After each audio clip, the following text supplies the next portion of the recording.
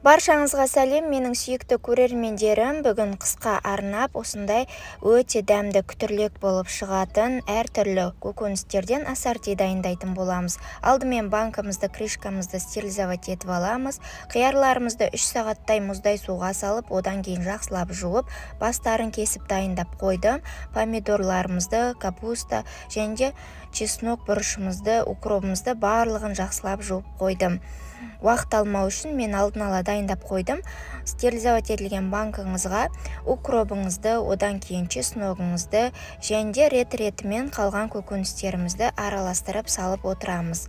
Бұл ассорти қыстың күні әсіресе ет тағамдармен, палаумен, қою тамақтармен жақсы үйлесімін табады. Міндетті түрде жасауға кеңес етемін. Арасына мен қызыл бұрыш та саламын. Кей кезде ашылатып жеуге өте ыңғайлы болып табылады. Банкамызды бетіне дейін көкөністерімізбен толтырып, үстінен лавровый листімізді және де қара бұрышымызды салатын боламыз. Оларды шамамен салатын боламын. Лавровый листті 4-5 штук салдым және де қара бұрышты көз мөлшерімен салдым. Өздеріңіз шамаңызға қарап салсаңыздар болады. Ащы болып кетпеу үшін аздау салсаңыздар болады.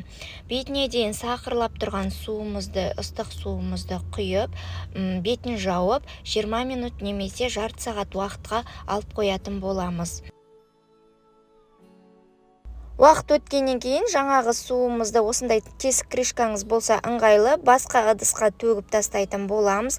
Үстіне 3 литрлік банкаға 3 ас қасық тұзымызды және де 1,5 ас қасық қантымызды салып, сатырлап тұрған қайнап тұрған суымызды бетіне дейін құятын боламыз. Және де 1 ас қасық уксусыңызды құюға ұмытып кетпеңіздер.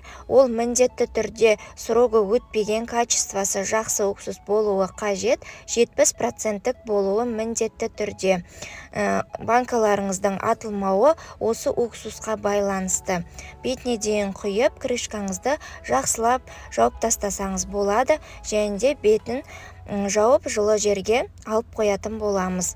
Суығанша дейін банкаңызды бүркеп жауып қоятын боламыз. Осымен біздің ассортиіміз дайын болды. Өте оңай жасалады және өте дәмді күтірлік болып шығады. Жасауға кеңес етемін. Және де менің каналыма кіріп, басқа да қыстық рецепттерімді қарасаңыздар болады.